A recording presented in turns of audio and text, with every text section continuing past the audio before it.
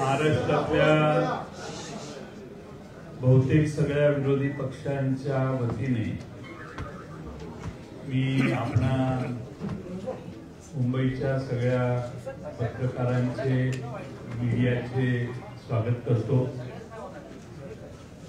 अपुऱ्या जागेमुळे ही जागा बदलून चव्हाण सेंटरला आणावी लागली आणि त्यामुळे आपलाही थोडासा गोंधळ झाला।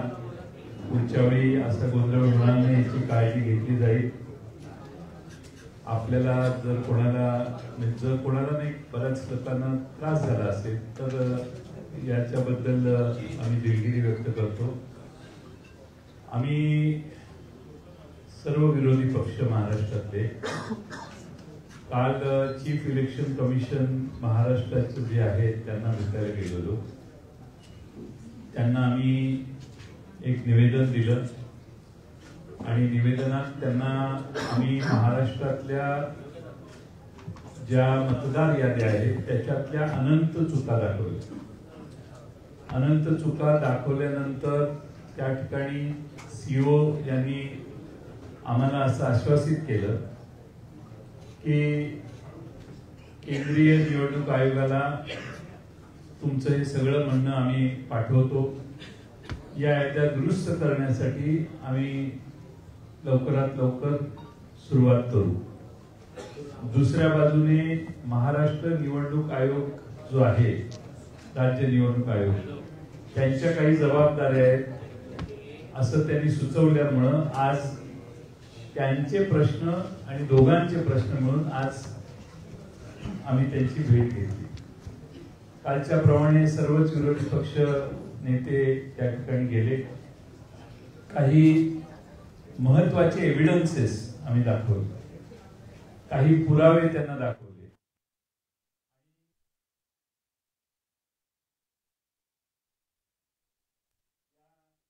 पुराव्याच्या बरोबरच आम्ही त्यांना पत्रही दिलेलं आहे। पत्र देत असताना मतदार यादीत मोठ्या प्रमाणात मतदारांचे पत्ते अपूर्ण चुकीचे घातलेले आहेत, घर क्रमांक चुकीचे आहेत, तसेच प्रत्यक्षात संबंधित व्यक्ती त्या मतदार यादीत नोंद आहे की त्या पत्त्यावर राहत नाही। मी काही उदाहरणं त्यांना दिली। त्यामध्ये मुरबाडमध्ये जे मतदार आहे, मुरबाड मतदारसंघामध्ये, त्या मुरबाड मतदारसंघामध्ये बूथ क्रमांक 8 मध्ये 400 मतदारांचं एक घर आहे। 400 मतदार आहेत की ज्यांच्या घरासमोर फक्त डॅश आहे, म्हणजे घर नंबर डॅश आहे। बडनेरा विधानसभा मतदारसंघ बूथ नंबर 211 वरती 450 मतदारांचं घर क्रमांक 0 लिहिलेलं आहे। कामठी विधानसभामध्ये देखील 867 मतदारांचं घर निरंक आहे, घर नंबरच नाही। बऱ्याच ठिकाणी दुबार मतदार नोंदवण्यात आलेले आहेत, म्हणजे एका व्यक्तीला 8-8, 5-5, 4-4 वेळा मतदानाचा हक्क दिलेला आहे। एपिक नंबर एकच असतो अशी आजपर्यंत आपल्या सगळ्यांची खात्री होती, पण मतदार याद्यामध्ये अनेक वेगळ्या एपिक नंबरची माणसं आम्ही त्यांना निदर्शनाला आणून दिली। त्यामुळं नालासोपारा मतदारसंघामध्ये सुषमा गुप्ता या महिलेचं नाव वेगळ्या एपिक आयडी सह 6 वेळा नोंदवलेलं आहे आणि आपणच 12 ऑगस्टला विविध न्यूज चॅनेलने माध्यमांमध्ये पुराव्यासह हे दाखवलं। 12 ऑगस्टला आपण दाखवलं। दुपारी 3 वाजता आमच्या पक्षाने, आमच्या कार्यकर्त्यांनी तपासलं, आपण म्हणतात की वस्तुस्थिती याच्यात होती मतदार यादीत ऑनलाईन, आणि 6 वाजता मात्र ती सगळी नावं या बाईंची, म्हणजे या श्रीमती गुप्ता जे आहे त्यांचं नाव ते त्या ठिकाणाहून काढण्यात आलं। आमचा प्रश्न हा आहे की आपण न्यूज चॅनलच्या मार्फत एक बातमी दाखवतात, दुपारी 3 वाजता या महिलेचे फोटो आणि एव्हिडन्स तुम्ही टेलिव्हिजनवर दाखवतात, तर सकाळी दुपारी 3ला ती नावं असतात, 6ला ती नावं जातात। आमचा प्रश्न आम्ही निवडणूक आयोगाला विचारलेला आहे की ही नावं कोणी काढली। कुणी त्यावर तक्रार केली. तक्रार कधी करण्यात आली आणि कुणी स्थळ पाहणी केली आणि हे फोटो एकाच महिलेचे आहेत याचं व्हेरिफिकेशन करण्याच्या कुणी नावं काढली. आमचा दावा असा आहे आणि आमचा समज व्हायला लागलेला आहे की राज्य निवडणूक आयोग किंवा केंद्रीय निवडणूक आयोगाचा सर्व्हर हा महाराष्ट्रात दुसरा कोणीतरी चालवतो असा आमचा आता अनुभव व्हायला लागलेला आहे. आणि दुसरा कोणीतरी परस्पर या मतदार याद्यांमध्ये नावं घालतो, मतदार याद्या उघड झाल्या की नावं काढतो. राज्य निवडणूक आयोग असो किंवा केंद्रीय निवडणूक आयोग यांच्या हातात काही नाही आहे, कुणीतरी बाहेरच ही सिस्टीम ऑपरेट करतंय असा याचा अर्थ आहे. आम्ही त्याचबरोबर त्यांना हेही दाखवलं की एकाच पत्त्यावर अनेक नोंदणी आहेत. आता मध्य विधानसभा नाशिक इथं घर क्रमांक 3829 या घरामध्ये 813 मतदारांची नोंद आहे. पुणे कॅन्टोन्मेंट मतदारसंघात बूथ क्रमांक 30 मध्ये घर क्रमांक 226 या घरात 869 मतदारांची नोंद आहे. आणि सगळ्यात महत्वाचं म्हणजे दर तासाला मतदार यादी जाहीर होते. किती पुरुषांनी मतदान केलं पूर्ण मोडण्यात आल्या आणि संध्याकाळी 5 नंतर कुणी किती मतदान केलं हे कधीच जाहीर करण्यात आलं नाही. एकदम दुसऱ्या तिसऱ्या दिवशी फायनल टॅली जाहीर करण्यात आली. हे पारदर्शकतेच्या प्रक्रियेच्या विरोधात आहे. आणि आम्ही विधानसभेला ज्या मतदार याद्या पाहिल्या, ज्या मतदान याद्यांनी हा निकाल आला त्याच मतदार याद्या जर स्थानिक स्वराज्य संस्थात वापरले जाणार असतील तर हा प्रचंड घोळ तसाच पुढे चालू राहतोय. आणि म्हणून आम्ही राज्य निवडणूक आयोगाला आणि केंद्रीय निवडणूक आयोगाचे प्रतिनिधी सीओ यांना मागणी केली की या मतदार याद्या दुरुस्त केल्या पाहिजेत. ताबडतोबीने त्या दुरुस्त करा. तुम्ही 3 दिवस 4 दिवस वाढवून मुदत हे चालणार नाही. किमान या मतदार याद्या पूर्ण तपासा. जे ज्या घरात राहत नाही त्यांची नावं त्यातून काढून टाका. बोगस मतदान काढून टाका. एक आमदार परवाच जाहीरपणाने सांगितलं त्यांनी की 20,000 मतदार मला बाहेरून आणावे लागले, ते मी आणले आणि मग माझा विजय झाला. हे विरोधी पक्ष सत्तात असणारे आमदारच जाहीरपणाने सांगतायत. याची नोंद घ्या हे आम्ही त्यांना सांगितलं. मी आपल्या सर्वांचं स्वागत करतो आणि पुढं माननीय बाळासाहेब थोरात साहेब काँग्रेस पक्षाचे ज्येष्ठ नेते यांना विनंती करतो की त्यांनी या ठिकाणी त्यांचं मनोगत व्यक्त करावं. माननीय जयंतरावांनी आपल्याला सविस्तर पद्धतीने काही गोष्टी सांगितलेल्या आहेत. काल आम्ही केंद्रीय निवडणूक आयोगाचे सीओ त्यांना आम्ही भेटलो. आज राज्य निवडणूक आयोगाला भेटलो. विधानसभेच्या वेळेस ज्या मतदार याद्या होत्या त्याच्यामध्ये प्रचंड दोष होते. आम्ही त्याच कालखंडामध्ये योग्य वेळी योग्य ठिकाणी हे सांगितलं होतं की याच्यामध्ये दोष आहेत. त्याचं काहीही उत्तर आम्हाला आलेलं नाही.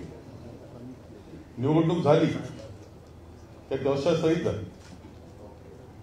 असे काही दोष त्याचे माननीय जयंतरावांनी सांगितलं की 20,000 मतदार हे बाहेरून आणून मी मतदान करून घेतलं हे आता आमदार सांगतायत असे दोष आहेत. काहीचे नाव वगळले गेले, काहीचे परत नावं ते दिसत आहेत पण ते चुकीचे आहेत. एका घराच्या नावावर अनेक आहेत.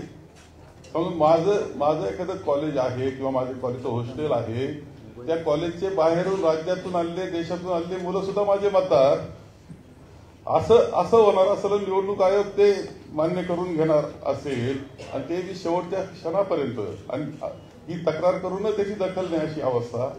या असे अनेक घोटाळे घेऊन ही मतदार यादी विधानसभेची होती.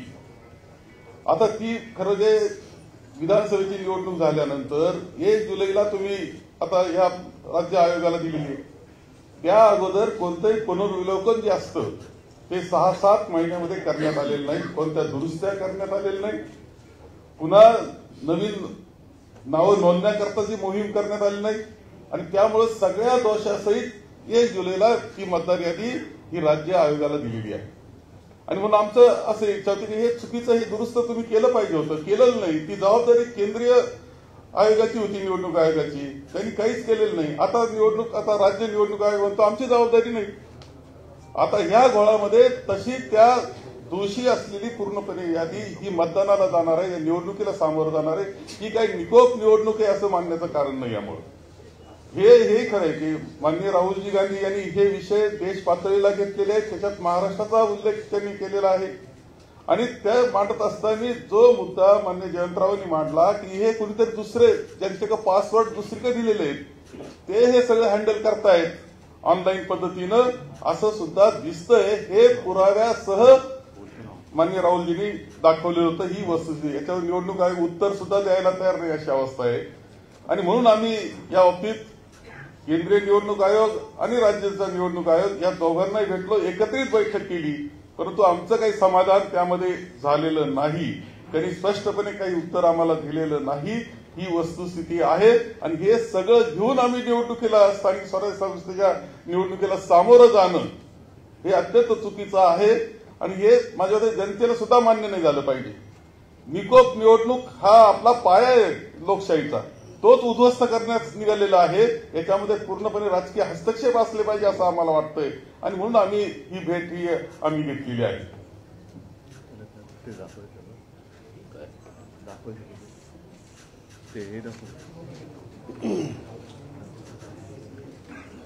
नमस्कार. काल आम्ही केंद्रीय निवडणूक आयोगाच्या प्रतिनिधींना भेटलो आणि आज आम्ही राज्य आणि केंद्रीय निवडणूक आयोगाच्या प्रतिनिधींना दोघांनाही भेटलो. आता जयंतराव म्हणाले किंवा बाळासाहेब म्हणाले, मला अत्यंत महत्वाची एक गोष्ट आपल्यासमोर आणि महाराष्ट्राच्या जनतेसमोर मला ठेवायची आहे की निवडणूक ही गोष्ट म्हटल्यानंतर राजकीय पक्ष आले आणि निवडणुकांना मतदान करणारा महाराष्ट्रातला मतदार आला. निवडणूक आयोग ही फक्त निवडणुका घेतात, कंडक्ट करतात. परंतु राजकीय पक्ष हे निवडणुका लढवतात. आणि राजकीय पक्षांना जर समजा निवडणूक आयोग ज्या याद्या, मतदार याद्या आहेत, ह्या जर समजा दाखवतच नसेल तर मला असं वाटतं की पहिला घोळ इकडे आहे की आम्ही तुम्हाला याद्याच नाही दाखवणार. म्हणजे मी आता तुमच्याकडे 2024च्या निवडणुका व्हायच्या अगोदर आणि 2024च्या निवडणुका झाल्यानंतर अशा मी तुम्हाला 2 याद्या मी तुम्हाला फक्त आता दाखवणार आहे.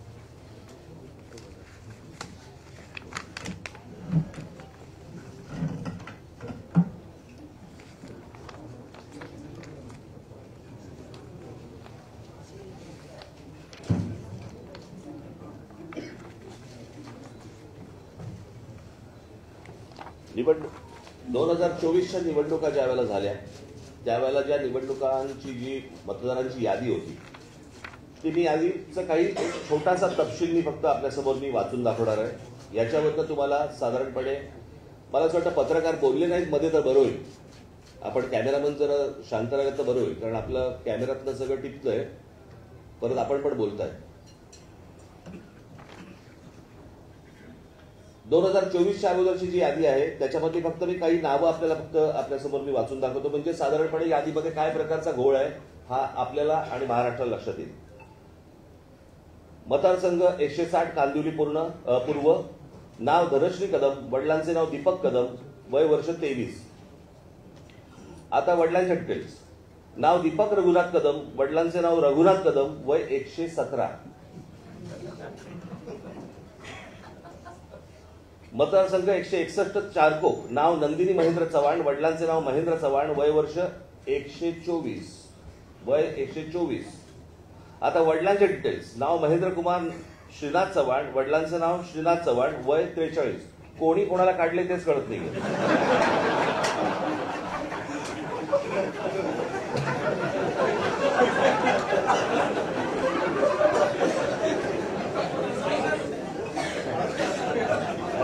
विषय गंभीर आहे.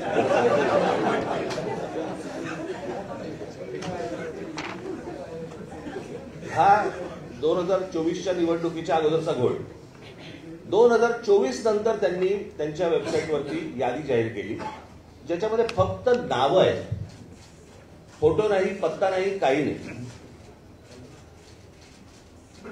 आणि मग काल आम्ही ज्यावेळेला केंद्रीय निवडणूक आयोगाशी बोलत होतो त्यावेळेला त्यांनी सांगितलं की नाही, हे राज्य निवडणूक आयोगाकडे येतं. आता राज्य निवडणूक आयोगाकडे आम्ही भेटल्यानंतर राज्य निवडणूक आयोग म्हणते हे केंद्रीय निवडणूक आयोगाकडे येतं.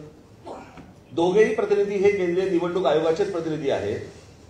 आणि म्हणजे महाराष्ट्रातल्या राजकीय पक्षांना या संपूर्ण मतदार याद्या न दाखवण्याचं याच्यातनं काय मिळणार तुम्हाला? यात फक्त घोळ होणार आहे. आणि आता आम्ही फक्त त्यांच्यासमोर एवढंच सांगितलं की या मतदार याद्या जोपर्यंत सुधारणा होत नाही, तुमची सुधारणा होत नाही, तोपर्यंत निवडणुका तुम्ही घेऊ नका. आता साधारणपणे आपण जर समजा महानगरपालिकेच्या किंवा स्थानिक स्वराज्य संस्थांच्या निवडणुका जर समजा आपण पाहिल्या तर गेल्या 5 वर्षामध्ये निवडणुका झालेल्या नाहीयेत. मग जर 5 वर्ष जर समजा या निवडणुकांमध्ये गेलेली असली तर मग याद्या सुधारण्यासाठी अजून 6 महिने गेले तर काय फरक पडतो? आणि मला असं वाटतं की या याद्या सुधारल्याशिवाय त्यांनी निवडणुका घेऊ नये, हेच आज आम्ही त्यांना सर्वांनी सांगितलेलं आहे. म्हणजे त्यांनी आता काहीतरी काल एक आमची भेट झाल्यानंतर त्यांनी एक नोटिफिकेशन काढलं आणि त्याच्यामध्ये आम्हाला राजकीय पक्षांना 8 दिवस दिले. म्हणजे हे 6-6, 8-8 महिने काम करणार आणि राजकीय पक्षांनी 8 दिवसामध्ये ह्यांना सगळ्या छाननी करून द्यायची, कसं शक्य आहे? आणि म्हणून तो काल जो त्यांनी काय नोटिफिकेशन काढले ते एक तर रद्द करायला आम्ही त्यांना सांगितलेलं आहे. आणि आज आम्ही त्यांना सांगितलं की या निवडणुका तुम्ही घेऊ नका. उद्या ते काय याच्यावरती निर्णय करतायत हे आम्ही 1-2 दिवसात पाहू आणि त्याच्यानंतर मला असं वाटतं सर्व राजकीय पक्ष मिळून आम्ही एका निर्णयापर्यंत येऊ. तो निर्णय तुम्हाला अजून 2-3 दिवसांनी सांगू. ठीक आहे, धन्यवाद.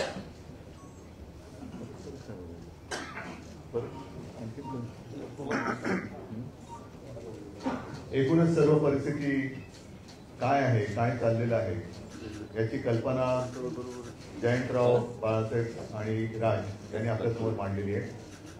एक गोष्ट मी आवर्जून सांगेन, एकूणच लोकशाहीसाठी, तिच्या रक्षणासाठी महाराष्ट्रातले सर्व राजकीय पक्ष एकत्र आलेले आहेत. आम्ही सर्व एकत्र येत असताना भारतीय जनता पक्षाला सुद्धा पत्र दिलं होतं, पण आज व्यासपीठावर आणि आमच्या कालच्या आणि आजच्या निवडणूक आयुक्तांच्या भेटीमध्ये भाजपाकडनं कोणी आलेलं नाही. हा विषय जो आहे तो गेल्या विधानसभेपासून सगळ्यांच्या लक्षात यायला लागला आणि एका पत्राचा उल्लेख जयंतरावांकडनं राहिला, तो त्यांनी मला सांगितला. तो म्हणजे विधानसभा निवडणुका ज्या म्हणजे गेल्या वर्षी झाल्या 2024, त्याच्या आधी 19 ऑक्टोबरला 1 महिना आधी महाविकास आघाडीकडनं निवडणूक आयोगाला एक पत्र दिलं होतं आणि त्याच्यामध्ये आमचा विषय हा होता की नाव घेऊन अगदी म्हटलं तरी की काही भारतीय जनता पक्षाचे कार्यकर्ते ह्या मतदार यादीशी खेळतात आणि त्याच्यामध्ये काही लोक म्हणजे त्यांना हवेत ते घुसवत आहेत, नको ते काढतायत. हा सगळा खेळ यांचा सुरू आहे. आता जसं या दोघांनी सांगितलं, अगदी हे पुरावे, ही काही यादी आम्ही घरी नाही छापलेल्या. एकेका व्यक्तीचं नाव 4-4 ठिकाणी आहे, एका जागेवरती 200-200 नावं नोंदलेत. हा सगळा लोकशाहीचा खेळ खंडोबा चाललाय. दोन्ही निवडणूक आयुक्तांना आम्ही सांगितलंय की एक तर इलेक्शन म्हणजे निवडणूक घ्यायची असेल ती निष्पक्षपातीपणाने झाली पाहिजे, नाहीतर इलेक्शनपेक्षा सिलेक्शन करून मोकळे व्हा. तेवढंच आता राहिलेलं आहे. दोघांशी बोलताना थोडंसं आमच्या लक्षात आलं, मी त्यांचा अपमान करू इच्छित नाही, पण हे जे समोर आमच्या बसले ते आयुक्त म्हणून काही त्यांच्याकडे अधिकार आहेत का आम्ही कठपुतळी बाहुल्यांशी बोलतोय आणि त्यांचे 2 वरती कुठेतरी आहेत, ते वरनं जशी बोटं हलतील तशी इकडे हालचाली होतात की काय. सगळे मुद्दे सांगून झालेले आहेत. याच्यामध्ये आणखीन एक मुद्दा जो आहे तो 1 जुलैचा कट ऑफ डेट, म्हणजे 1 जुलै नंतर ज्यांना 18 वर्ष झाली असतील त्यांना यावेळेला मतदानाचा अधिकारच मिळणार नाही. ही कुठली लोकशाही आहे?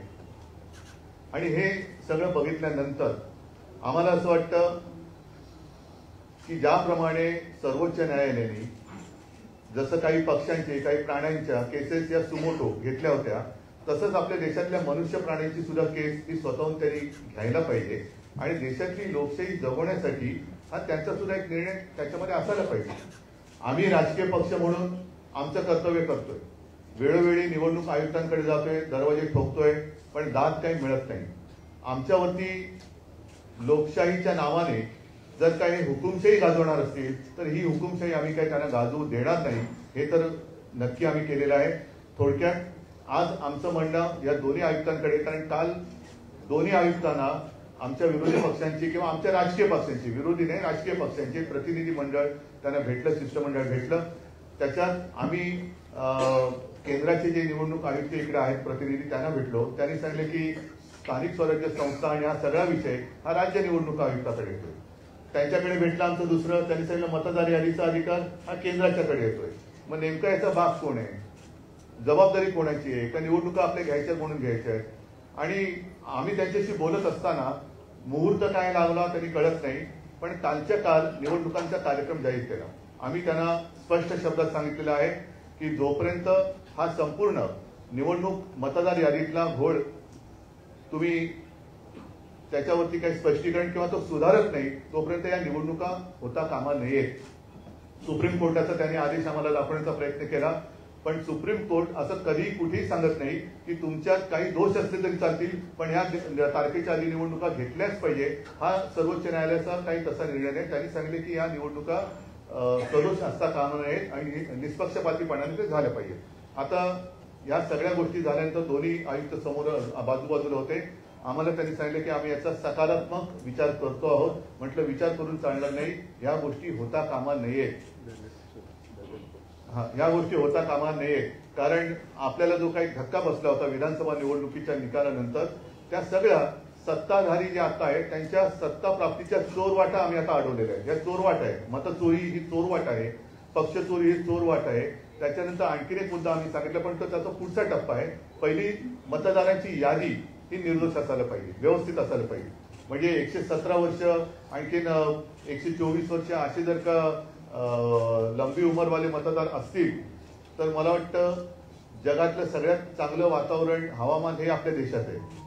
कारण इकडे लंबी आयु, दीर्घायुष्य भव म्हणतात ना, तसं झालेलं आहे. थोडक्यात एक तर निवडणूक आयोगाने एक स्वीकारलं पाहिजे की त्यांचा पुनर्जन्मावरती तरी विश्वास असला पाहिजे, आणि नाही तर जे मतदार हयात आहेत आणि त्यांचा मतदाराचा अधिकार हा हिरावून घेतलाय, डिलीट केलेला आहे, मग त्यांच्यावरती सदोष मतवधाचा गुन्हा दाखल करावा का.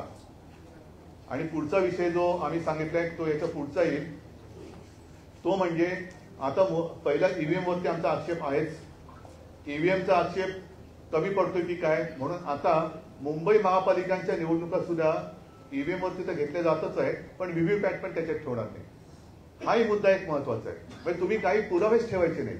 जर का तिथलं व्हिडिओ रेकॉर्डिंग मागितलं तर व्हिडिओ रेकॉर्डिंग द्यायचं नाही. मतदार यादीमध्ये सगळा गोंधळ करून ठेवायचा. मतदार याद्या मागितल्या तर ते देत नाही. आणि म्हणून म्हटलं की ही काही लोकशाही तुम्ही हुकुमशाहीच्या पद्धतीने चालवत असेल तर ती आम्ही कदापि मान्य करणार नाही. शिष्टमंडळाने जे मुद्दे उपस्थित केलेले आहेत त्यामध्ये जर येत्या काळामध्ये निवडणूक आयोगाकडून सुधारणा नाही झाली तर तुमचं पुढचं पाऊल काय असणार? पुढचं पाऊल पहिलं आजचं पाऊल लोकांसमोर जाऊ द्या. त्याच्यानंतर घाईघाई करण्याची आवश्यकता नाहीये. 2 दिवसात ते सांगतो म्हणाले. सकारात्मक विचार त्यांचा, त्याला ते सकारात्मक कशाला म्हणतात ते त्यांच्या उत्तरातनं कळेल.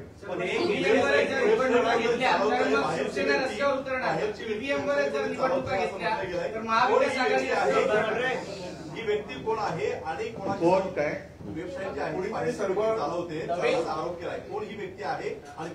त्याच्यासाठी आम्ही महाविकास आघाडीकडनं अतिशय स्वच्छ आणि स्पष्ट शब्दात विधानसभा निवडणुकीच्या 1 महिना आधी पत्र दिले, याचा मी आता उल्लेख केला. ते आता तुम्ही आधी तुमच्या पहिल्या प्रश्नाचं उत्तर देतो जे जयंतरावांनी त्यांच्याकडे मांडलं ते. पहिली गोष्ट म्हणजे ज्या वेळेला तुमच्याच चॅनलवरती, तुमच्यामध्ये तुमच्या नाही चॅनलवरती ज्या वेळेला एक बातमी येते अशा अशा प्रकारच्या खोट्या यादीची, आणि त्याच्यानंतर ती 6 वाजता गायब होते. ती 6 वाजता गायब होते का त्याच्यावरती त्यांनी विचारलं की तुमच्याकडे कोणी तक्रार दिली का, काही दिली का. त्या संपूर्ण बातमीबद्दल किंवा त्या यादीबद्दल निवडणूक आयोगाला काहीच माहित नाही.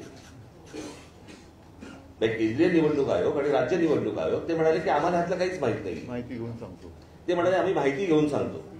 आता प्रश्न असा आहे की त्यांच्या वेबसाईटवरनं गायब झाले, ज्या तुमच्या चॅनलवरती दाखवले गेले आहेत. मग जर समजा त्या चॅनलवरती दाखवल्यानंतर जर त्या याद्या गायब होत असतील आणि निवडणूक आयोगाला जर समजा ती गोष्ट माहिती नसेल तर मग हे कोण करतंय, हे कोण काढतंय आणि कोण घालतंय, हा तो प्रश्न आहे. आणि ही गोष्ट त्यांना विचारली गेली.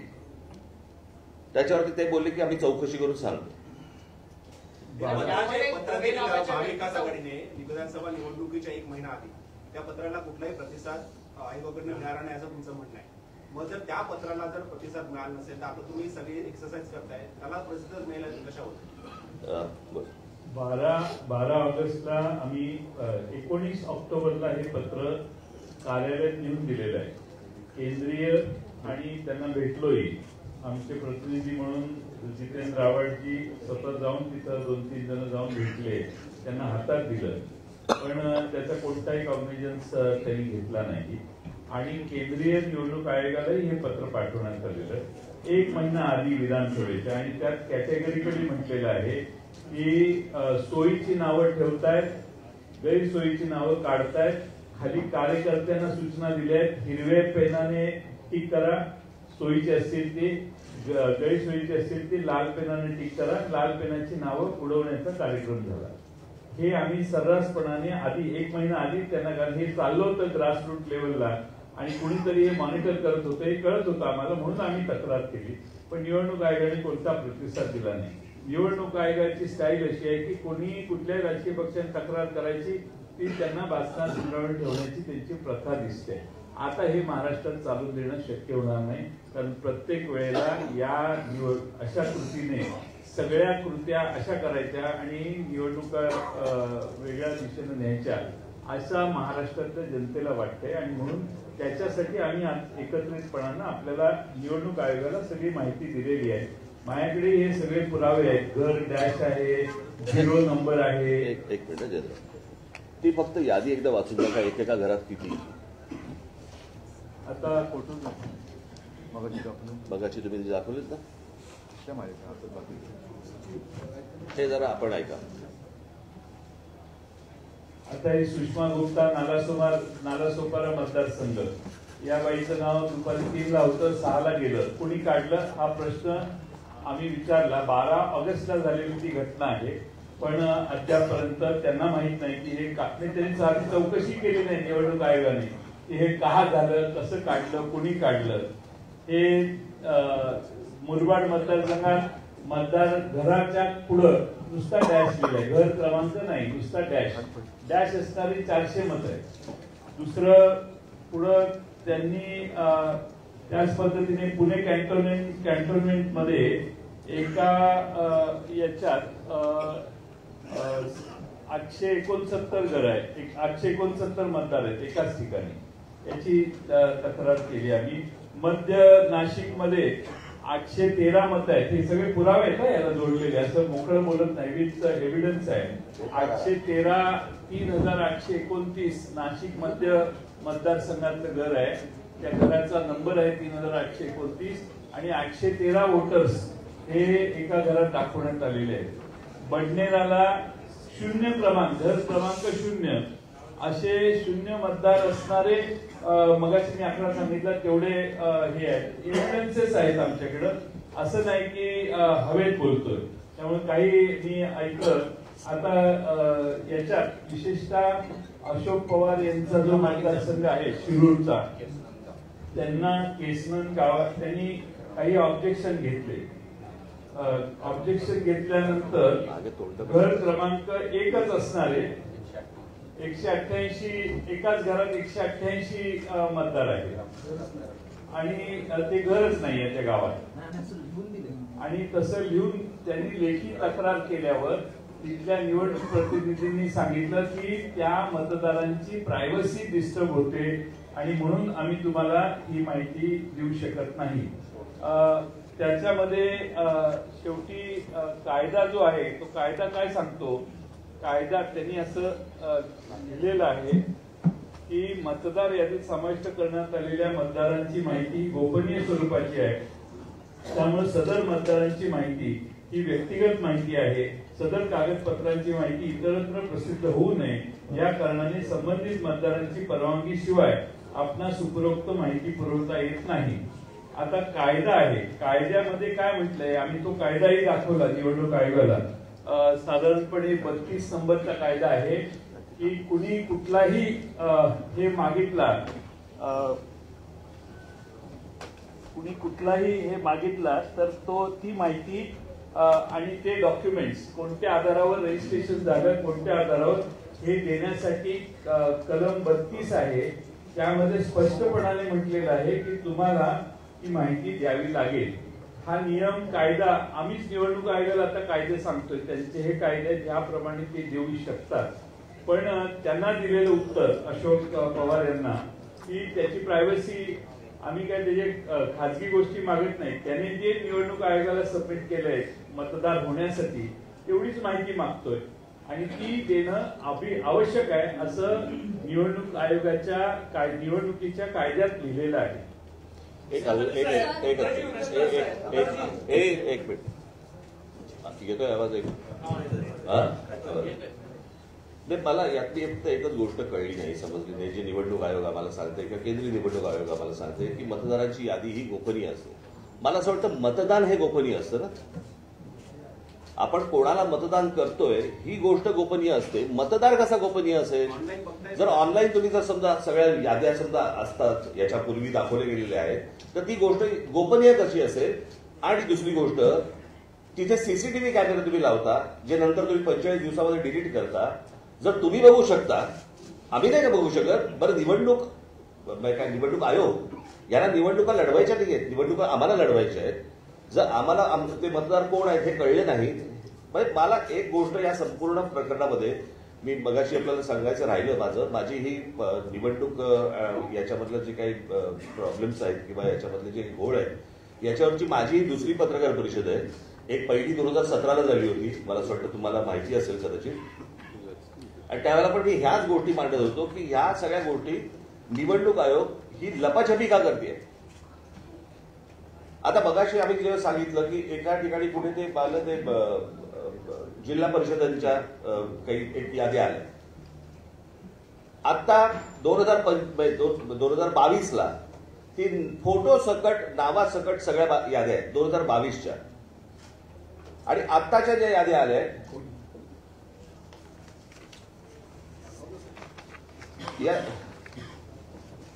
या 2022च्या याद्या आहेत, ज्याच्यामध्ये फोटो आहे, नाव आहे, सगळं आहे.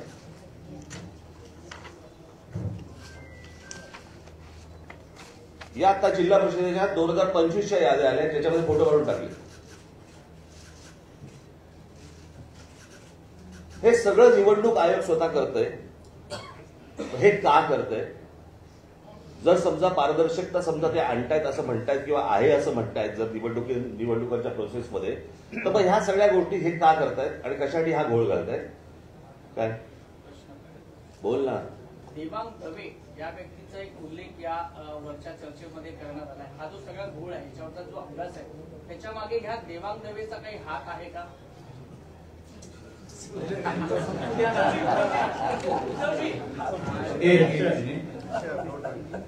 अर्धवट विषय राहिला त्याला पूर्ण करेल. देवांग दवे हे निवडणूक आयोगाचे हे एका राष्ट्रीय पक्षाचे पदाधिकारी आहेत आणि हे पुढेच लपून राहिलेले नाही. त्यांच्याकडे जो कंत्राट दिला आहे डिलीट करायचं पण आहे ना एडिशनचं पण आहे. एडिशन दोन्ही काम तो करतो आहे वेबसाईटवर अधिकृत जाऊन. तर अधिकृत कंत्राट दिल्यामुळे वेबसाईट हाताळण्याचं काम त्याच्याकडे आहे आणि तिथूनच कदाचित घोळ असावा असा आमचा गोड समज आहे.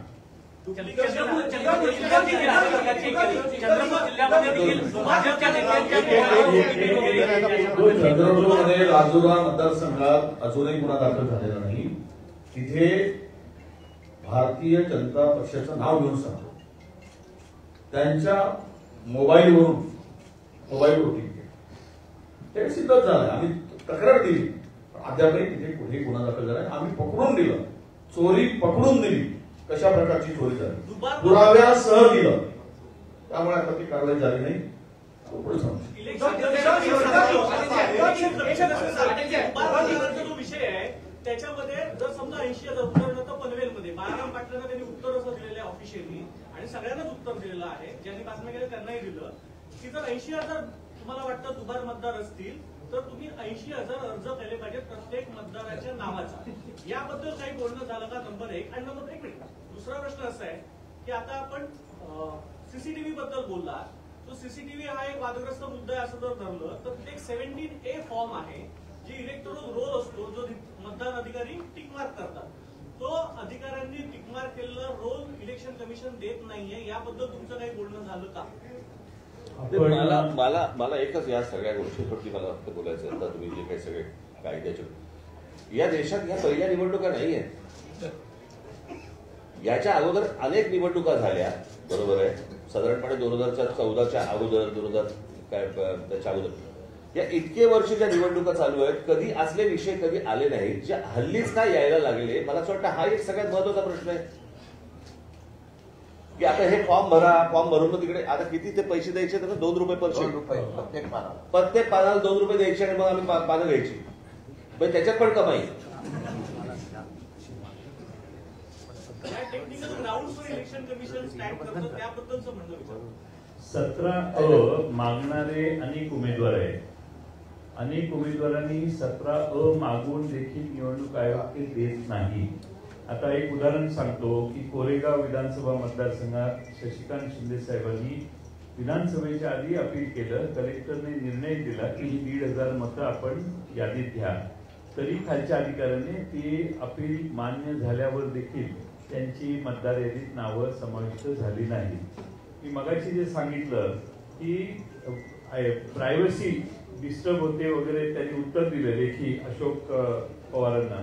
तर 32 नाही 33 रजिस्ट्रेशन ऑफ इलेक्ट्रॉनिक रूल्स 1960 33 नंबरचा आहे. Inspection of electronic rolls and connected papers. Every person shall have the right to inspect the election papers referred to in Rule 32 and to get attested copies thereof on payment of such fee as may be fixed by the chief electoral officer. हा कायदा rule मध्ये आहे हे, तरी देखील त्यांना उत्तर दिलं की आम्ही देऊ शकत नाही. आणि सगळ्यात महत्वाचं असं आहे की ह्या सगळ्या गोष्टी जिब्रिश नावं तर आणखी तो वेगळाच विषय आहे. हे सगळं आम्ही त्यांच्या निदर्शनाला आणले. आमची अशी अपेक्षा आहे की निवडणूक आयोग, राज्य निवडणूक आयोग आणि केंद्रीय निवडणूक आयोगाचे प्रतिनिधी या ठिकाणी जे आहेत सीओ, या दोघांनी निर्णय घेतला पाहिजे. या याद्या दुरुस्त केल्या पाहिजेत. दुरुस्त झालेल्या याद्यांवरच महाराष्ट्राच्या निवडणुका घेतल्या पाहिजेत हे आम्ही त्यांना निक्षून सांगितलेलं आहे. आणि राज्य निवडणूक आयोग हे आम्हाला म्हटले आम्ही याचा सकारात्मक विचार करू.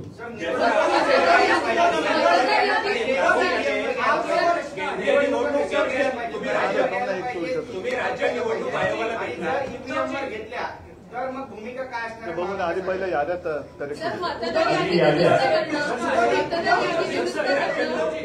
एक मिनिट मागासपासून म्हणजे SIR आपण मागणी करतोय का?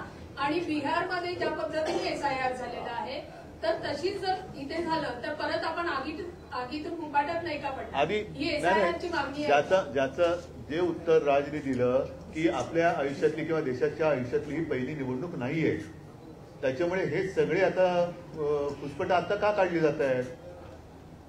आता का काढली जात आहेत? आतापर्यंत लोकांनी मतदान केलेलं नाही का? आतापर्यंत काही देशामध्ये सत्ताधारी जन्माला आलेले नाहीत का? तर आता हा जो काही खेळ चाललेला आहे हा सरळ सगळा खोटा कारभार चाललेला आहे. आणि म्हणून मला असं वाटतं आम्ही त्यांना जे काय सांगितले की जोपर्यंत ह्या याद्यांमध्ये सुधारणा होत नाही तोपर्यंत निवडणुका घेऊ नये.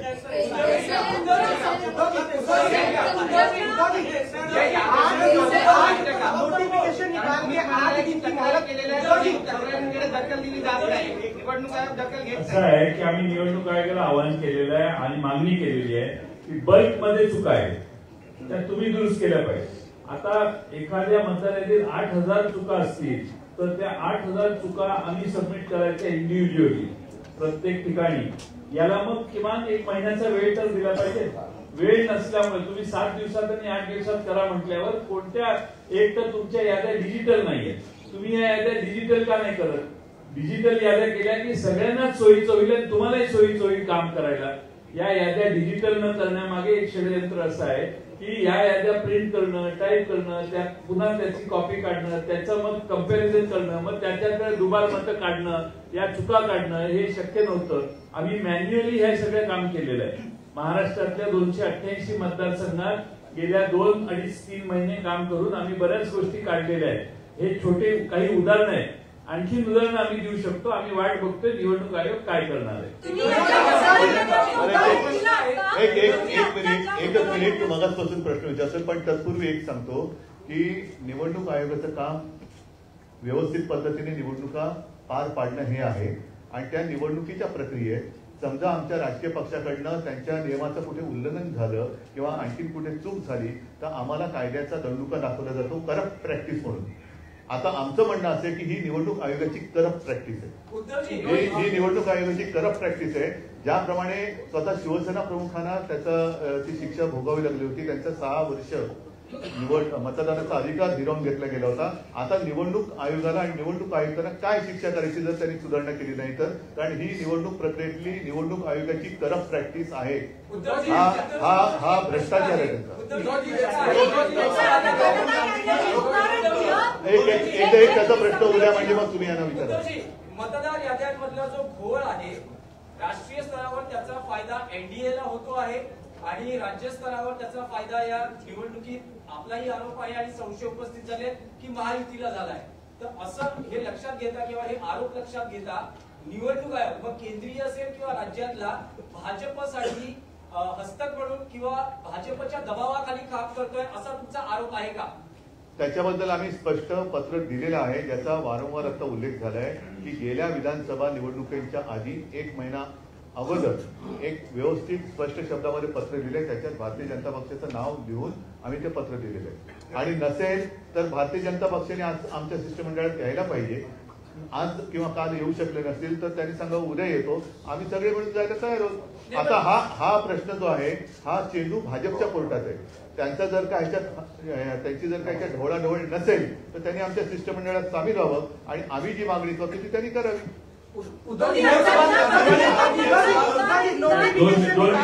तुम्ही एक काम करता, एक मिनिट माफ करा, तुम्ही फक्त हात वरती करा. आम्ही सांगू कोणाला बोलायचं. कलकलाट करण्यापेक्षा ना तुम्ही फक्त हात वरती करा. आम्ही फक्त सांगतो की बाबा तू बोल तू बोल तू बोल एवढं. आता बोल. तुम्ही ज्या मतदार याद्यांचं आता उदाहरण दिलं की ह्याच्यात ऑब्जेक्शन आहेत अशा किती कॉन्स्टिट्युएन्सीचे ऑब्जेक्शन तुम्ही आता सबमिट केले आहेत? आम्ही आता काही प्रमुख कॉन्स्टिट्युएन्सीची उदाहरणं दिलेली आहेत. महाराष्ट्रातल्या प्रत्येक मतदारसंघात हे काम चालू आहे. स्थानिक दृष्ट्या त्याची ऑब्जेक्शन सबमिट होतील. परंतु बल्कमध्ये हे झालेलं आहे, फ्रॉड आहे हा असं आम्हाला वाटायला लागले. तर ते निवडणूक आयोगाने पुढाकार घ्यावा ना. आम्ही 2 हे असतात. एक म्हणजे फोटो आयडेंटिटी सेम आहे असे बघून ते नावं बाजूला काढता येतात. त्याचं एक वेगळं सॉफ्टवेअर आहे. नावं एकत्रित करून सगळी नावं कम्पेअर करून ती डुप्लिकेट झाली असतील तर ती नावं बाजूला काढायला सॉफ्टवेअर आहे. ही सॉफ्टवेअर 2019च्या निवडणुकीच्या आधी वापरलं जायचं. पण दुर्दैवाने 2022-23 नंतर हे वापरलंच नाही. तर आम्ही त्यांना कालच विनंती केली की हे सॉफ्टवेअर वापरा आणि हे डुप्लिकेशन जे आहे ते काढून टाका. त्यांनी केलं पाहिजे. एकच मी सांगतो, आमच्या लोकांनी त्या ठिकाणी जे ऑफिसर आहेत अधिकारी आहेत त्यांच्या हरकती घेतलेल्या आहेत.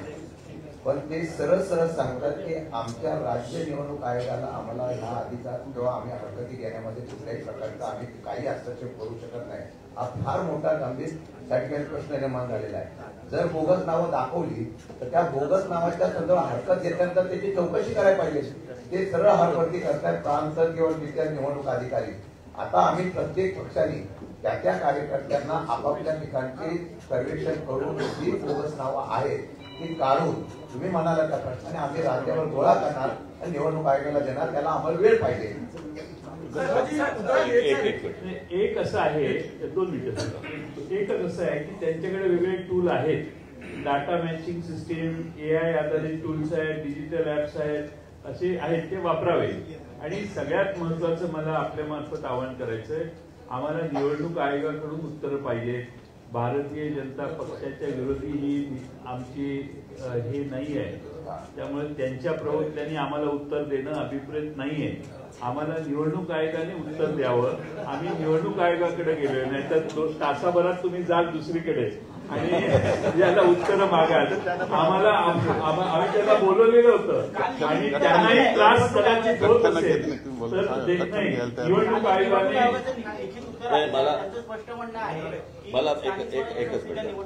एकच मिनिट मला असं वाटतं मी थोडंसं काय हे प्रश्न संपणार नाही. यातला एकच सगळ्यात महत्वाचा भाग असा आहे की निवडणूक यादीमध्ये घोळ आहे. निवडणुकीच्या यादीतले घोळ दोन्ही राज्य आणि केंद्रीय निवडणूक आयोगातल्या प्रतिनिधींना आम्ही त्यांच्यासमोर ठेवलेले ते सुधारले पाहिजेत आणि ते सुधारून विरोधी पक्षाचं समाधान झालं पाहिजे, सत्ताधारी पक्षाचं समाधान झालं पाहिजे, कोणाचंही. परंतु जे निवडणुका लढवतात मला असं वाटतं त्या राजकीय पक्षाचं समाधान झाल्याशिवाय त्यांनी निवडणुका घेऊ नयेत. आणि ही अत्यंत आमची रास्त मागणी आहे, याच्यात काहीच गैर नाहीये. मला असं वाटतं निवडणूक आयोगाने या गोष्टींचा विचार करावा. त्याच्यामध्ये इतर वेगवेगळे कायदे आणूच नाहीत. सोपी गोष्ट आहे ना ही.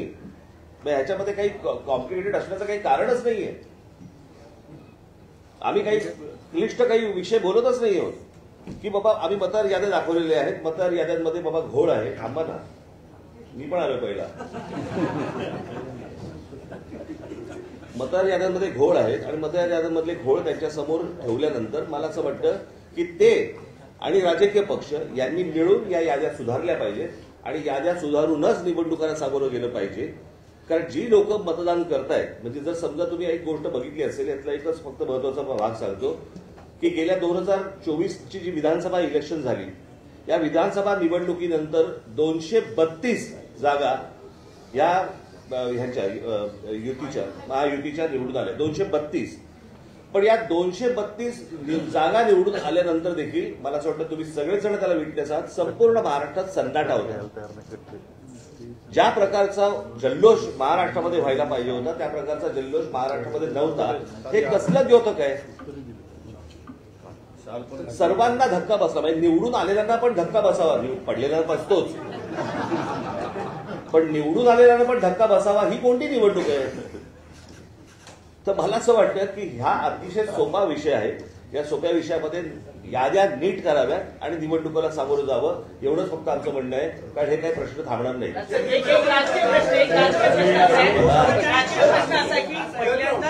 निवडणूक आयोगाच्या निमित्तानं तुम्ही महाविकास आघाडी बरोबर दिसतात, तर मला असं वाटतं मी 2017ला पण दिसलो होतो. सर्वांनाच बोलवलं. प्रश्न असा मी तुम्हाला एकच गोष्ट ते असेल किंवा नसेल तो